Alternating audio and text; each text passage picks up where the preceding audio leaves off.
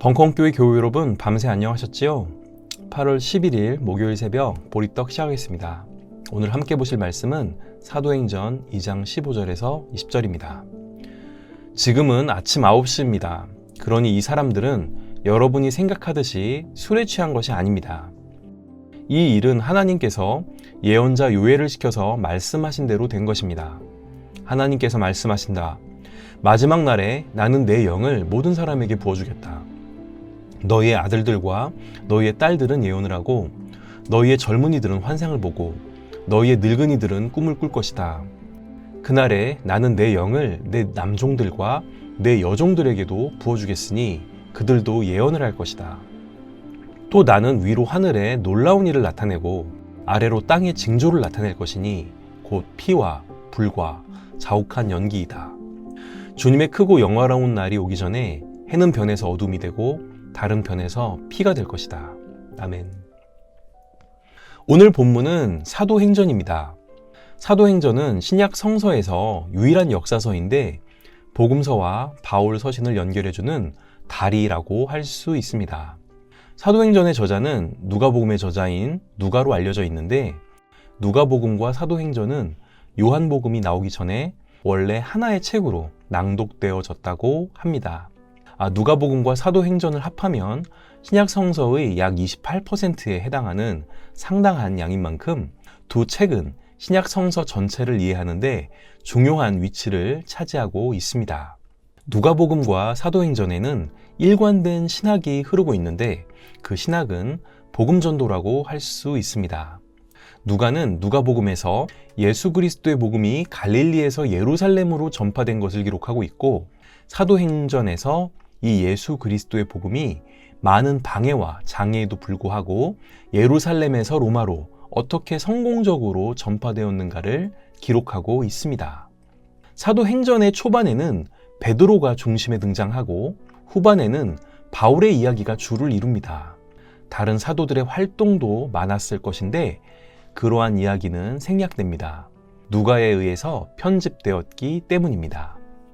누가의 관심사는 사도들의 행적이 아니라 성령의 사역이었다고 주장되기도 할 만큼 누가는 성령의 역사에 초점을 맞추고 있습니다.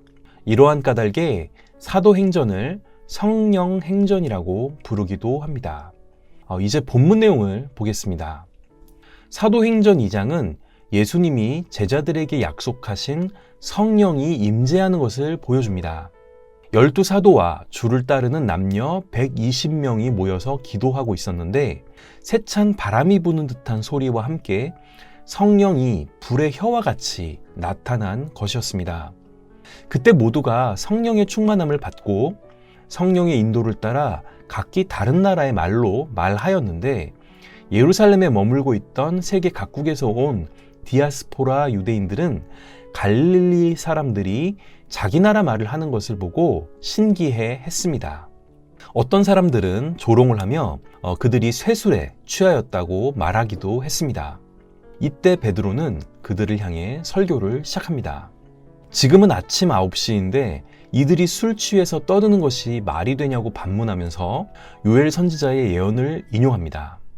마지막 날에는 성령이 임하여 노인이든 젊은이든 남종이든 여종이든 모든 사람이 예언을 하고 꿈을 꾸고 환상을 보게 될 것이라고 했는데 지금 성령을 받은 사람들이 방언을 하고 있으니 마지막 날이 바로 지금이라고 선포한 것입니다. 마지막 날이 지금이니 예수를 믿고 구원을 받으라는 것입니다. 성령이 임하여 많은 사람들이 방언을 하는 장면은 성령의 사역이 이제 전면에 등장함을 나타냅니다. 성령님은 구약에도 존재했고 예수의 사역을 돕기도 했으나 그 역할은 제한적이고 보조적이었습니다. 하지만 이제는 성령님께서 전면에 등장합니다. 사도행전의 기적들은 사도들이 행하고 있지만 사실 성령님이 행하신 일입니다. 베드로도 성령을 받아 예수님과 같이 능력 있는 설교를 하고 있다는 것이 놀랍습니다. 베드로는 이 설교를 통해 3,000명을 회개시켰다고 합니다.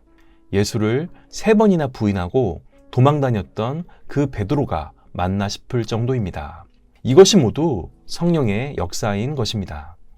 이제 성령의 강림은 사도들에게 뿐 아니라 예수 그리스도의 이름으로 세례를 받은 자 모두에게 선물로 주어지게 됩니다.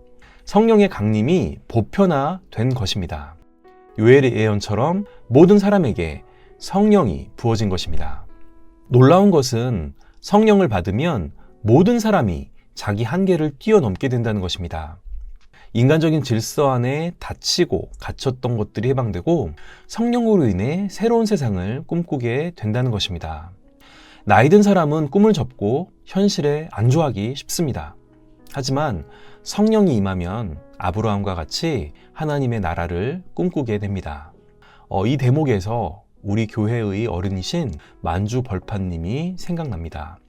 80세가 넘은 연세에도 불구하고 남북 통일이 되어서 부산에서 기차표를 끊고 서울과 평양을 지나 시베리아를 거쳐 중앙아시아를 지나서 유럽으로 여행하시는 것을 꿈꾸시는 것을 보면 만주벌판님은 성령이 충만하신 분 같습니다.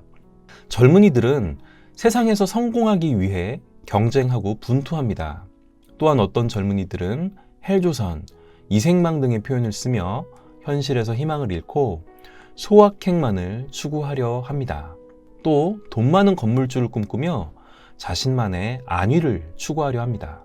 하지만 성령이 임하면 넓은 안목으로 더 나은 세상을 위해 헌신하게 됩니다. 종들은 지위에 눌려 어쩔 수 없이 살아갑니다. 요즘 세상에는 물론 종들은 없지만 종처럼 자신이 처해진 상황에서 벗어나지 못하고 사는 사람들은 많은 것 같습니다. 성경은 종들 역시 성령이 임하면 희망을 노래하게 된다고 말하고 있습니다. 성령이 임하면 남녀노소 빈부 등을 떠나 모든 사람이 하나님 나라를 꿈꾸게 됩니다. 여기에서 하나님 나라는 죽어서 가는 천당을 말하는 것이 아닙니다. 땅에서 풀면 하늘에서도 풀리리라는 예수님의 말씀과 같이 이 땅에서의 하나님 나라를 말합니다. 지금보다 더 평등하고 정의로운 억울함이 없는 세상을 말합니다. 벙커원교회 교우 여러분, 지금 어떤 꿈을 꾸고 계신가요? 혹시 꿈은 사치라고 생각하면서 불안한 경제적 상황 가운데 무엇을 먹을까, 무엇을 입을까를 걱정하고 계시지는 않나요? 나와 가족의 안위라는 작은 울타리를 넘지 못하고 있지는 않나요? 우리 모두 성령이 충만해져서 그의 나라가 이 땅에서 이루어지는 것을 꿈꾸었으면 좋겠습니다. 기후위기, 양극화, 남녀, 세대, 이념의 갈등, 전쟁의 위기 등 우리 주변에서 벌어지고 있는 수많은 문제를 위해 기도하며 해법을 고민하고 새로운 세상을 꿈꾸는 하나님의 사람들이 되었으면 좋겠습니다. 함께 기도하시겠습니다. 하나님, 꿈을 이뤄가는 우리 세대에게 성령을 부어주셔서 새로운 꿈을 꾸게 하소서. 새로운 꿈은 하나님 나라의 실현일 것입니다. 해됨도 없고 상함도 없는 그 나라, 정의가 강물처럼 평화가 들불처럼 사랑이 햇빛처럼 넘치는 그 나라를 바라봅니다. 우리의 상황을 초월하여 그 꿈을 담대히 이루어가는 성령 충만한 저희가 되게 하옵소서. 오늘도 우리 지경에서 성령이 주시는 꿈을 꾸며 한 뼘이라도 하나님 나라를 확장해 나가겠습니다. 연약한 우리에게 힘을 주소서. 예수 그리스도의 이름으로 기도드립니다. 아멘.